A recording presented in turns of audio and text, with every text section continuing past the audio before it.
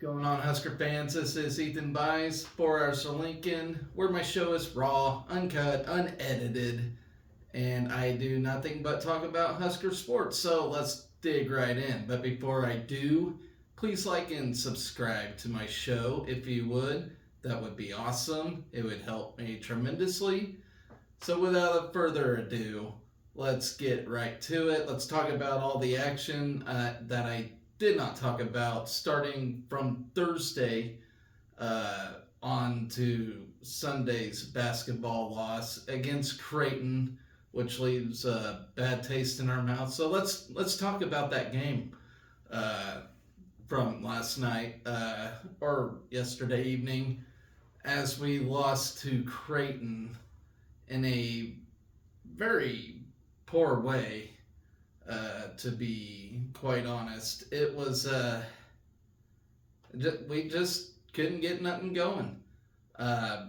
Creighton just sinking threes all night. It was just incredible how bad we play. And I don't know,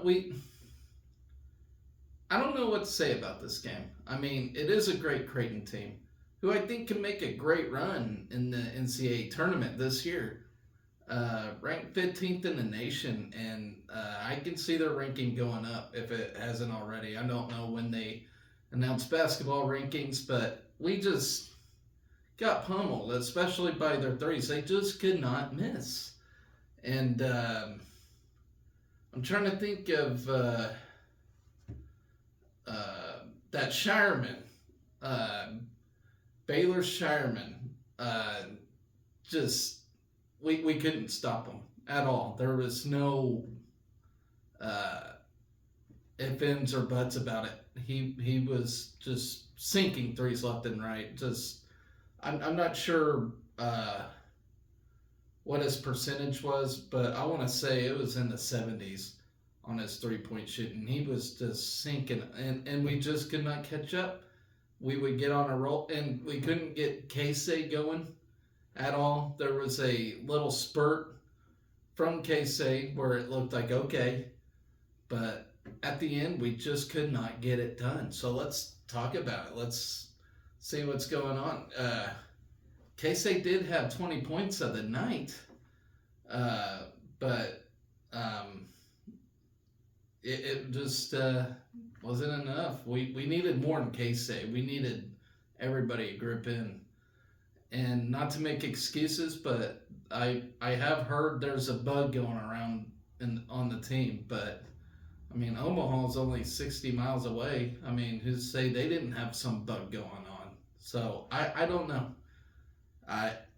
We were just way off yesterday. And I just don't know if it's a mentality thing. We knew they were coming in for blood after we beat them last year at Creighton. I don't know if our mentality was just not set right for this game or what. But at the same time, I mean, maybe we needed a game like this. Maybe we did need tested from higher up, so to say. I mean, the season ain't over just because we got pummeled by our rival. It's not over. We're 7-1 still. All right, 7-1. We're still in great shape. We're still in good shape. But maybe a loss like this needed to happen. KU lost to Illinois in an exhibition earlier this year, and look at KU now. And that's Illinois. I mean, they're not that great that I know of anyway, but. Yeah, I mean, and not only did they lose, they got waxed big time. So the season's not over. Still a lot of basketball to be played. I get it. A lot of restless Huskers out there. I totally get it. I'm the same way. But now's not the time to panic.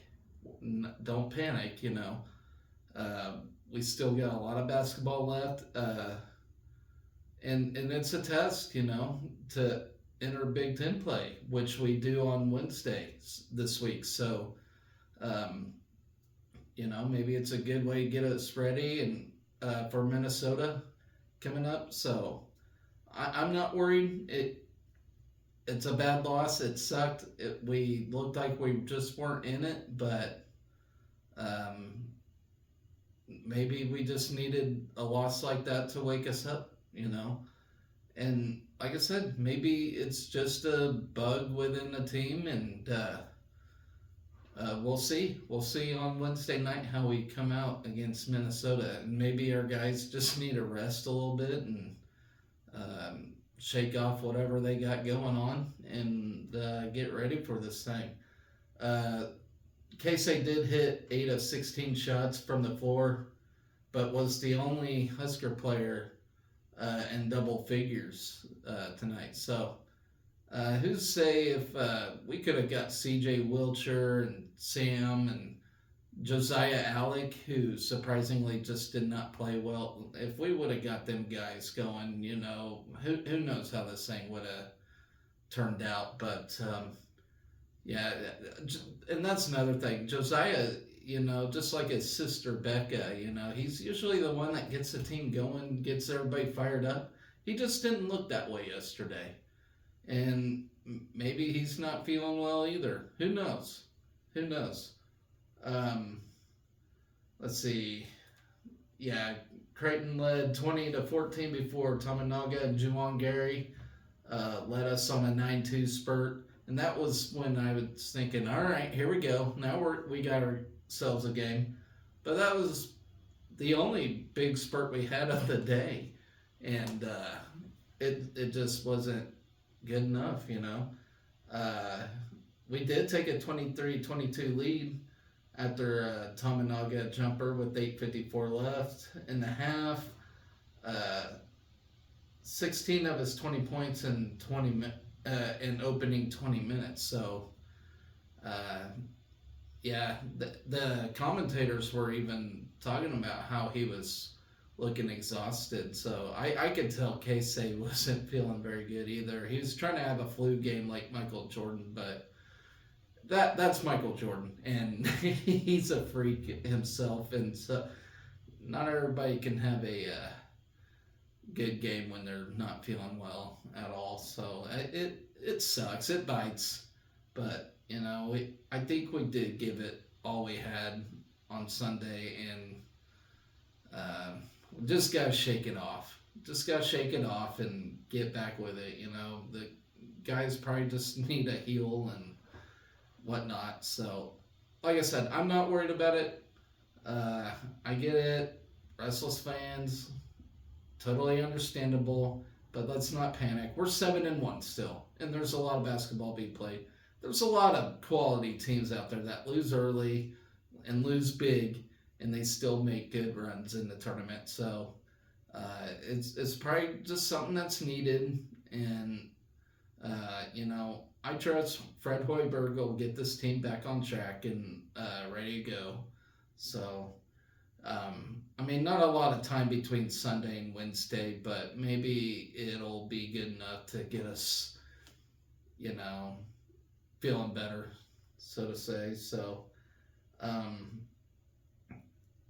we did get within 54-39 after Juwan Gary stole and had a dunk of his own, which was unbelievable, with 18 minutes remaining. But Creighton answered back with a 9-2 spurt themselves.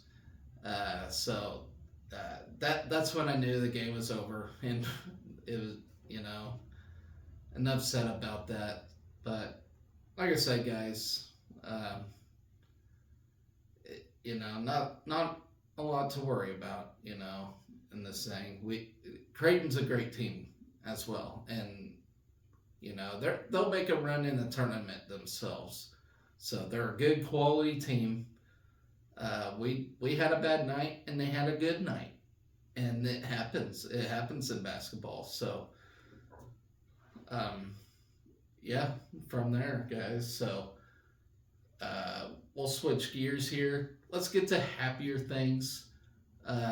So starting with the swimming and diving team, we won the Hawkeye invite using our swimming team. Our divers didn't compete at the Hawkeye invite, So using just our swimmers, we actually won this thing. So um, Gina Jorgensen, Sarah Barton, and Anastasia Tichy all won individual titles on the final day of competition to lead us to a team title. Jorgensen, who is a sophomore, won the 1650 freestyle in a time of 16:15.82 to post an NCAA B cut. So that means she's on her way to being able to compete in the NCAAs. So that's what that means. In like the B side of things, it's kind of weird how they do it, but it'll make sense when that time comes. So good stuff by Jorgensen. Tishy, our freshman, she secured an NCAA B cut of her own with a swimming time of 1:58.87 in the 200 butterfly. Barton capped off a strong day with a swimming time of 1:57.28 in the 200 backstroke after she claimed a victory in the prelims.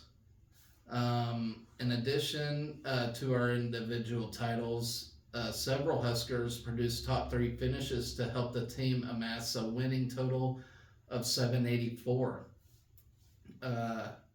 Maya Hall put together an NCAA B cut with her second place finish in the 200 backstroke in a time of 2:13.18. And let's remember, guys, Iowa beat us in a duel earlier this season, so we got ourselves a revenge here. Yeah, that was our only one loss for the swimming team all season. So they're looking pretty good right now. So pay attention to what they're doing. They're doing pretty good stuff versus last year when we really didn't do anything. And maybe that was just a foundation for a good year this year. So good stuff there. Anna Vlachu, Giulia Marchi, and Lexi Kusira and JoJo Ramby all earned spots in the 100 freestyle final, with Vlachu finishing third in a time of 50:57. Vlachu, Ramby, Kusira, and Marchi also teamed up in the 400 freestyle relay to secure a second place finish for the Huskers in a time of 3:23.37. The Huskers hit the road for the holiday training trip in Honolulu from January 10th through the 17th before they head to Illinois for their first meet of the new year, which is on January 27th. So looks like we won't see the swim dive team till the 27th. So talking about the diving team, they actually competed at the Camo Invitational or whatever you want to call it. I didn't even see how we did in that, so let me pull it up. Funny picture of Harned there. So captured a trio of top 5 finishes at the Camo International Invitational this weekend in Montreal. Antonina Harned capped Nebraska's strong showing on Sunday with her podium finish on the 3-meter dive Sunday. The freshman from Windermere, Florida, scored a 260.10 with 5 dives. It marked Harned's 6th NCAA zone qualifying 3-meter score this season. Abby Baxter added a 4th place finish on the 3-meter dive with a 241.75, while Kelsey Claremont finished 7th with a 241.10. In Saturday's platform competition, Claremont provided Nebraska's top finish by taking 4th. Harned added an 8th place finish. So, as I mentioned, they'll all return to action after their holiday trip in Honolulu. They will go to Champaign, Illinois for a dual visit against Illinois. So great job by the swimming and diving team this weekend. So going from one invitational to another, let's talk about the Cliff Keen invite. Did not get our fourth tournament victory in a row this year, but we did get a runner-up finish. I think we could have done a lot better than we did. We had some matches that did scrape us by, some key ones that would have got us that victory. But runner-up finish in this thing is not a bad deal. We're still set to have a really good season this year. Iowa State took first, and if y'all remember, Iowa State really gave it to Iowa in a duel of their own this year. So they didn't finish too high up over us in this thing. We just let a few matches scrape by us. Peyton Robb did get like wrestler of the tournament in this thing. He did a very good job. I really think Ridge Lovett should have got it. But I think Peyton Robb, with the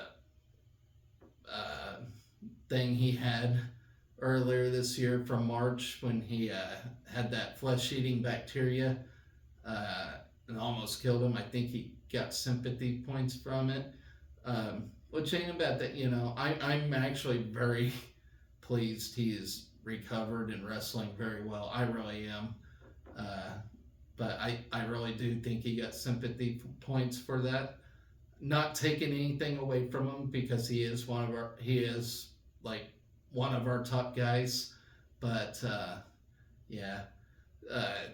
good for him though. I'm very happy with him, and I'm very happy he got that award too.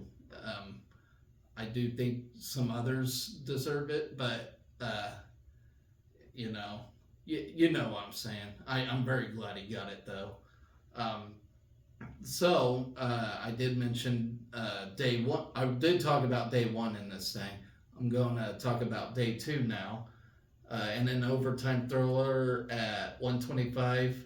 Caleb Smith upsets number one Matt Ramos.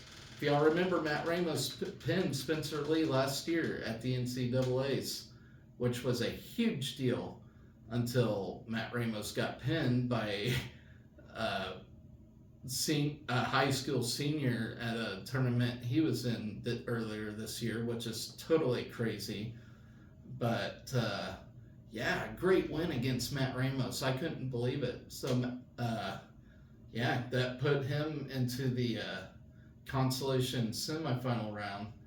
And then medical forfeit happened from Michael D'Agostino from Michigan, which would have been a great match. So in the third place match, Caleb Smith eventually beats Brandon Kaler from Oklahoma State in overtime to earn third place. So good job by him.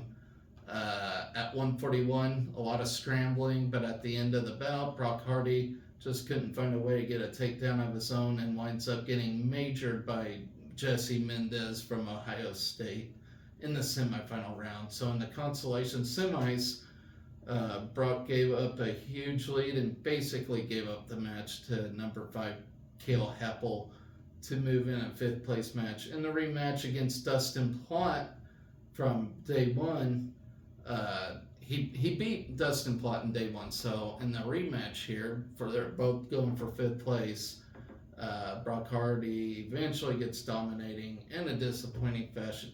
So something tells me something was off for Brock Hardy that day. He just could not get it done. That's one of the matches that we coulda, shoulda, woulda won, and I think he'll bounce back. He just wasn't having a great day too, and it happens in wrestling too. But with ease, at 149, Ridge Lovett majors Dylan D'Amelio to move into the finals. However, in the finals, Ridge did find himself in a bit of a rut as he was taking on Caleb Henson from Virginia Tech. This was a great match to watch.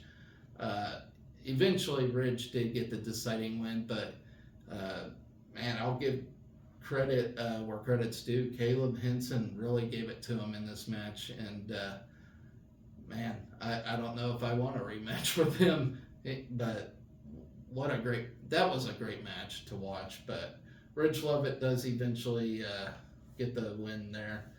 At 157, Peyton Robb wins in a deciding manner against Will Luan from Michigan. Tremendous wrestler and a great victory for us. Moves on to the finals. In the final, Robb gets himself a win by decision over Ja'Cory Teamer from Arizona State to take home first. So, great job by Peyton Robb. And, I mean, that with the bacteria stuff and that win, I think that's why he got the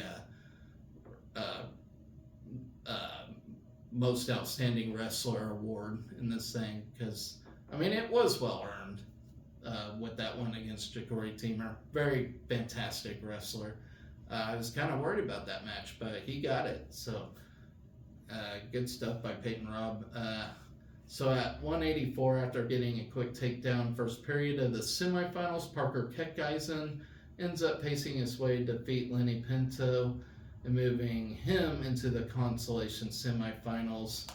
Early back points helped Pinto get a victory over Jaden Bullock from Michigan after a shot at third place.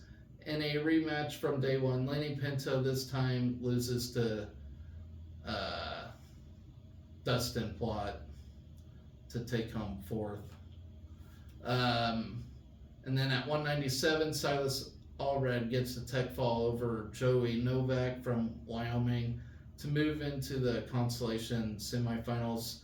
In the consolation semis, he fell to number one Tanner Sloan from South Dakota State. Tanner's a damn fine wrestler.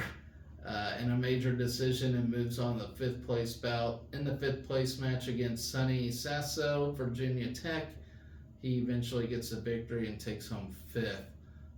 So great job by the Husker wrestlers this weekend. I couldn't be more happier.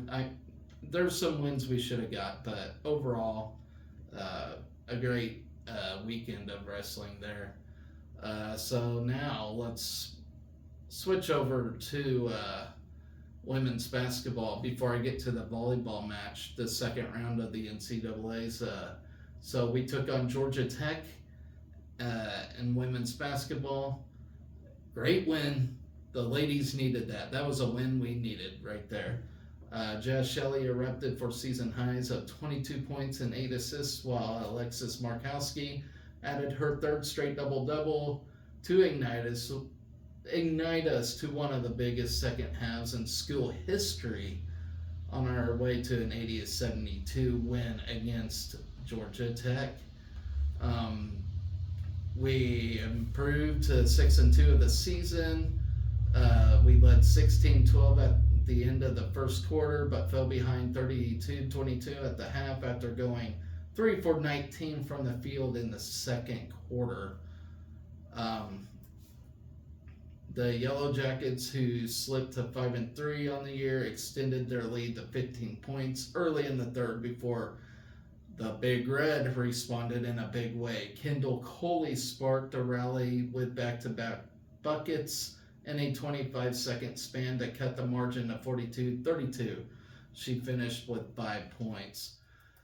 The Huskers went on to hit a remarkable 13 of 15 shots in the third quarter and took a 55-54 lead to the fourth after a period-ending three-pointer from Jazz Shelley.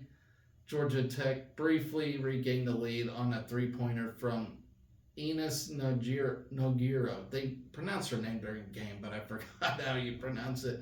But back-to-back threes by freshman Logan Nisley put the Huskers back in front for good, matching their biggest lead in the game at the time at 61-57. Nisley finished with 11 points on 3 of 5 three-point shooting in the game, including a three-pointer before the buzzer to close the first quarter. And let's talk about Natalie Potts. Are you guys not entertained by Natalie Potts, the freshman? Just awesome. She's an awesome freshman. But Natalie Potts, Markowski, and Shelley then scored 6 consecutive points after a Georgia Tech timeout with 8:22 left. to give us our biggest lead of the game at 67-57 to cap a 12-0 run that helped flip the score by 25 points under 12 minutes of the game time. Markowski notched her 4th double-double of the season with 15 points and a game-high 10 rebounds, while Potts pitched in 13 on 6 of 9 shooting for the game. Georgia Tech got no closer than 4 points the rest of the way. We executed well and scored in late shot clock situations down the stretch, including Shelley's 3-point, banked a hook shot from near the top of the key with 1:19 left. The shot gave Nebraska 1,000 points as a Husker. She also moved into the top 5 in Nebraska history in 3-pointers made, while climbing the top 10 at Nebraska in career assists. So great job by her. Let's see. Nebraska's 58 second half points tied for the 10th most in second half in school history. The production came against a Georgia Tech team that held nationally ranked Creighton to 57 points in an 11-point loss to the Blue Jays last week in Cancun. Kara Dunn led Georgia Tech with 22 points, including a first half court buzzer beater to send the Yellow Jackets to the locker room with a double-digit lead. Tony Morgan added 20 points, 5 rebounds, and 6 assists in a strong effort. Nojuru contributed 11 points, but the Huskers held Georgia Tech stars Caleb Blackshear and Rusney Augustino late. Man, these names are terrible. To just 6 points apiece. Georgia Tech hit 46% of its shots for the game, including 8 of 26 threes. Tech also won the rebounding battle 39-29, while Nebraska was +8 in turnovers, outscoring the Yellow Jackets 12-4 in points off turnovers. We wrap up our 3-game homestand against UNC Wilmington tomorrow night at 7 o'clock. So, great job by the basketball team. Let's switch gears now to the one and only volleyball team. We're now in the 3rd round, and I couldn't be any more pleased with that, as I trust you all are too, as we beat Missouri. Not only beat them, we swept them, and great stuff. And guess who we play next? Georgia Tech. So here's one thing I'm not excited about, folks. We play them at 1 o'clock on a Thursday. I work at 1 o'clock on Thursday. And no, I cannot have my phone on me while I'm working. So I got no computer. I got no phone. There's no way I can track to see how we did. So guess how I'm going to find out? Social media when I go on break. Totally sucks. I probably get to watch 20 minutes of it at my 2 o'clock break. So hopefully we just sweep Georgia and be done with it and get a weekend game or something after 4 o'clock at least. I think the NCAA has done an incredible injustice to the game of volleyball. 1 o'clock, and it's not only us. There's other big key games in this Sweet 16 round that's at like afternoon on a Thursday. It's totally ridiculous. I think the NCAA or whatever need to do a better job at scheduling these things, because yes, people do watch volleyball, and I'm not going to take a sick day for a volleyball game. I'm just not. It's completely unfair if you want me to be honest. Like that is totally absurd by the NCAA. They need to treat volleyball better in that aspect. I mean, us diehard Husker fans, we're loud and we're proud, but 1 o'clock on a Thursday, I can't have my phone. I can't have my laptop. I can't, I work outside near a lot of chemicals. And so, there's no way I can watch this. It's impossible. So, yeah, I'd probably get 20 minutes to watch it during my break time. Hopefully, we're doing well, or else I'm just not going to have do a good job thinking about how if we're even going to win. Totally absurd. I just can't believe it, but it is what it is. Hopefully, the NCAA gets it right one of these days, because volleyball's up and climbing. It's becoming a very popular sport, and yeah, and it's not just Husker fans. There's a lot of game times that let me look them up real quick. I think it's totally absurd. An incredible injustice. Let's see. So who else can bitch about this besides us Husker fans? I'm looking up the bracket right now. So, as I mentioned, 1 o'clock on Thursday. At least we get to watch the Wisconsin-Penn State game. That's at 8 o'clock on Thursday. That'll be a good game for sure. Purdue and Oregon, 8:30 on Thursday. Arkansas and Kentucky fans can probably bitch because they play at 3:30 on Sunday. Or Thursday, sorry.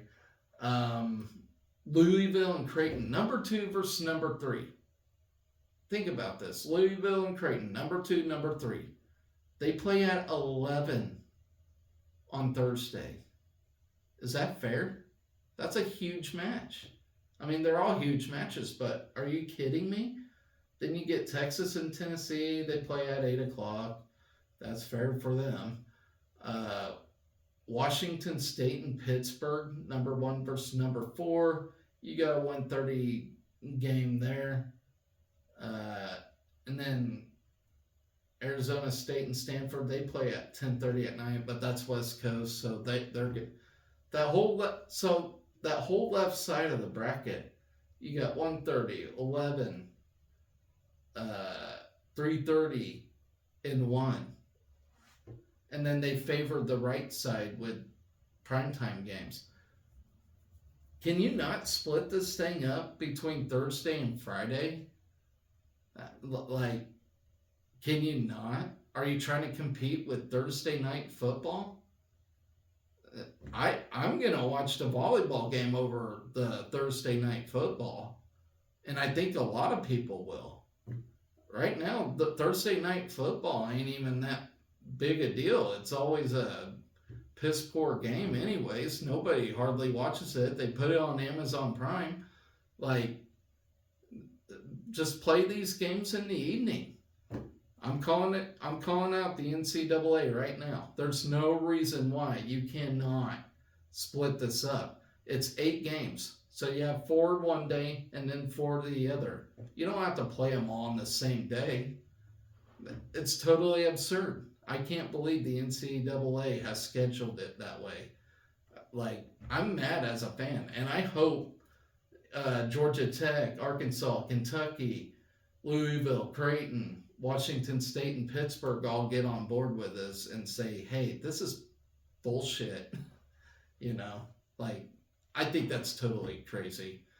And, Georgia Tech's a great team. That's probably going to be a tough one to win, That could be a 5-setter, and I'm going to be at work. I won't be able to watch it. And so I hope all you other fans out there, fans of these teams, get out there and bitch at the NCAA, because that really ticks me off. But anyway, so let's actually talk about the game real quick against Missouri. We got a sweep. So here's some notes I picked up or looked up. With a win, we advanced for the 12th consecutive season and the 39th in program history to the 3rd round. The Huskers' 39 regional appearances are the most in NCAA history, while Nebraska's 12 consecutive regional berths ranked 2nd nationally. Um, Tonight marked our 30th win of the season, or last night, sorry. Or was that last night? No, that was Friday. I'm sorry, guys. So that marked our 30th win in the season. We won 30 matches in the season, first time since 2017. We won 30 matches in a season 24 times in program history, including 12 times under John Cook. We improved to 127 and 36 all time in the NCAA tournament. Huskers ranked second in NCAA history in postseason wins and winning percentage. We improved 29-2 all time in second round NCAA tournament matches. With the win, this win was our 20th consecutive home victory in the NCAA tournament dating back to 2013. We improved to 81-7 all time in home NCAA tournament matches, including 26-2 at the Devaney Center. We improved to 59-1 all time against unranked opponents in the NCAA tournament. Overall, regular season and postseason, we have won 126 consecutive matches against unranked opponents dating back to 2017. We won our 18th consecutive match against Missouri to improve to 74-3-1 all time against the Tigers. That's pretty cool. We moved to 3-0 against Missouri in the NCAA tournament and 11-0 against current members of the Southeastern Conference. It's so weird still to think they're in the SEC. I still think Big 12 with them. John Cook coached in his 118th NCAA tournament match of his career, including his time at Wisconsin. He tied John Dunning, who coached at Pacific and Stanford, for the second most NCAA tournament matches coached in Division I history. Cook improved to 86-19 in the NCAA tournament as Nebraska's head coach. He improved to 94-24 in his NCAA tournament career. Cook ranked second all-time in career NCAA tournament victories and NCAA tournament wins at one school. If anybody ever calls for John Cook to be fired, then you all suck. All right. The Huskers won the first two sets against Missouri and are 96-1 in the NCAA tournament when taking a 2-0 lead. Nebraska has won 95 consecutive postseason matches when winning the first two sets.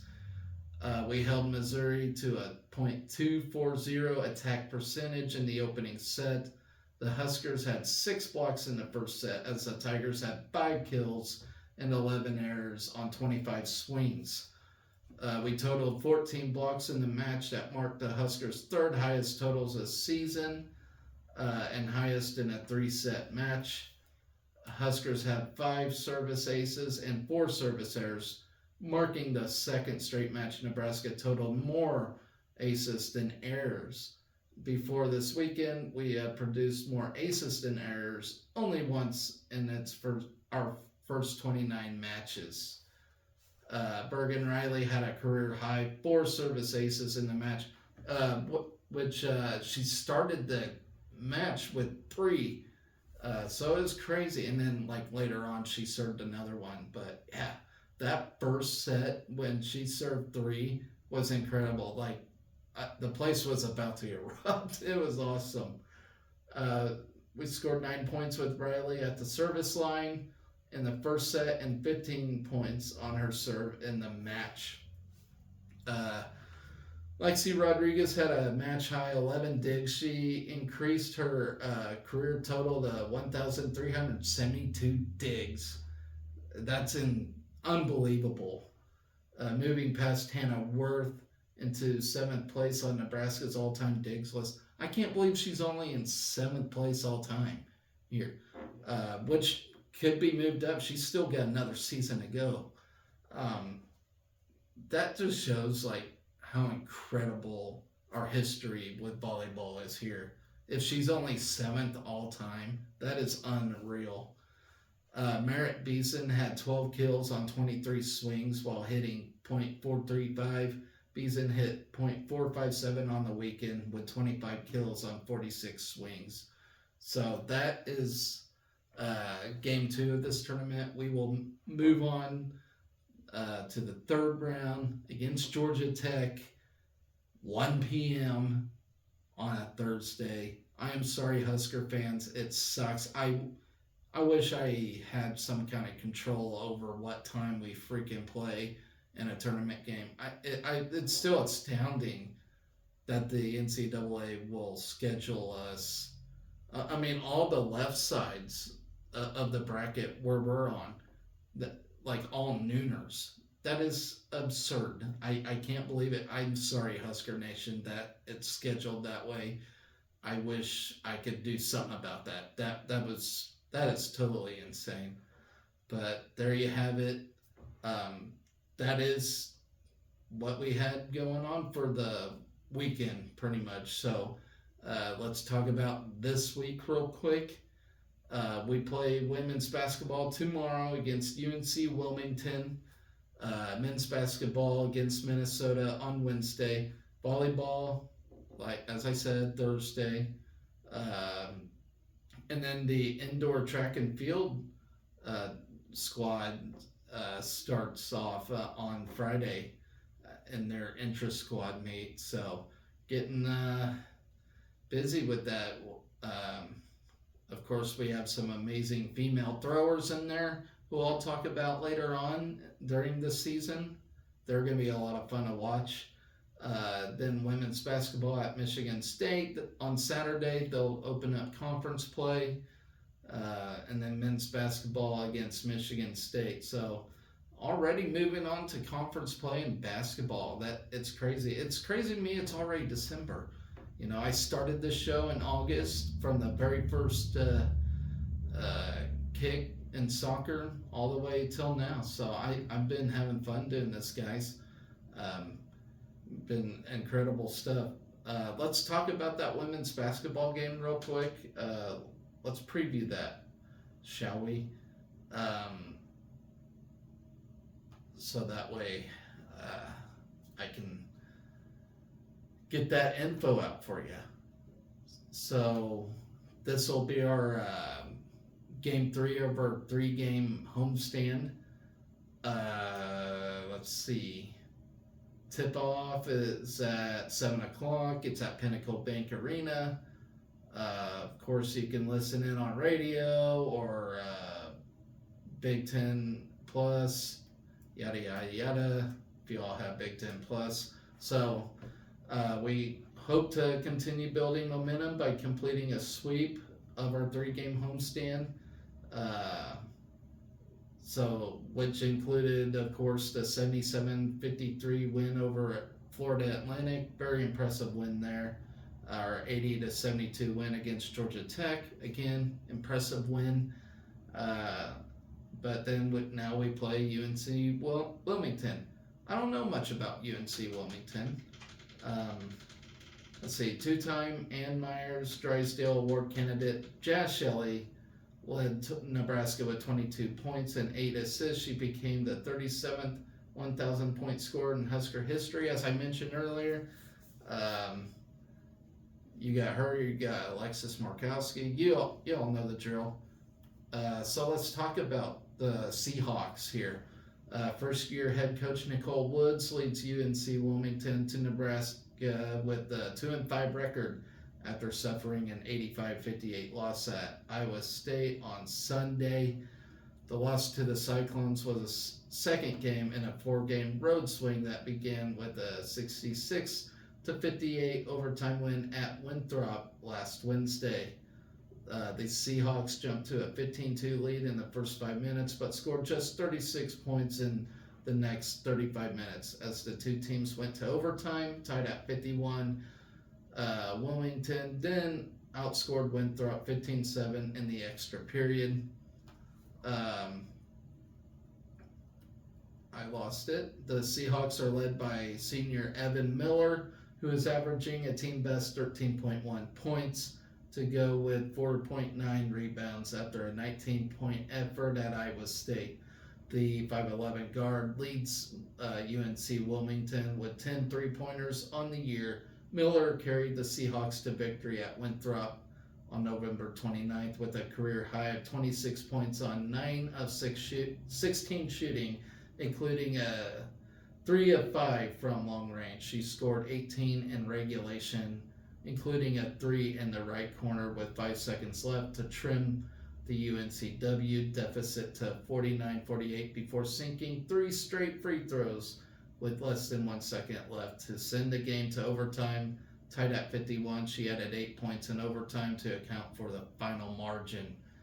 Redshirt freshman Taylor Henderson has added 12.9 points, 5.9 rebounds, 1.9 assists, and 2.1 steals. The 5'11 guard is averaging 6 free throw attempts, but is hitting just 26.2% of her shots from the field, including 4 of 25 three-pointers. If you want to know what 26.2% looks like, she's 28 for 107. That's bad. Of course, they're playing us, though. Her numbers can go up to 70% against us because we're Nebraska, and that's what teams do to us all the time in every sport for some reason. But it ain't funny, but you know it's true. She banked in a 30-footer from the left wing to cut the UNCW deficit to 47-45 with 12 seconds left. She had 12 points and 5 rebounds at Iowa State. Then you have Brittany Range and Mary Ferrito, a Wisconsin transfer, round out a group of 4 starting guards for the Seahawks. Range has hit a team best 34.8% from 3-point range, but Ferrito has hit just 4 of 24 shots overall from the field, including 0 of 10 threes. Ferrito is averaging a team best 3.3 assists per game. Then you have freshman Kyla Silver, who gives UNCW a third double-figure score by averaging 11.3 points and 4.3 rebounds off the bench. The 5'7 guard averages more than 5 free throw attempts per game and is shooting 86.5% at the line. Sophomore McCall King gives UNCW more backcourt depth with the 5'10 guard averaging 4.1 points and 2.4 rebounds per game. Lexi Jackson leads UNCW inside by averaging 5.1 points and team best of 8.7 rebounds and 1.9 blocks. Then you have Corey McLaughlin. She's no better. No, she went 7 for 7 from the field on the season. So, I mean, 7 for 7. She don't get very many looks, but when she gets them, she makes them. So that's all I can say about Corey McLaughlin. As a team, UNCW is shooting just 33.4% from the field, including 23.3% from the beyond the arc. The Seahawks have hit 73.8% from their free throws. UNCW has been outscored by an average of 64.3 to 57.7 and out-rebounded 39.9 to 38.6 on the season.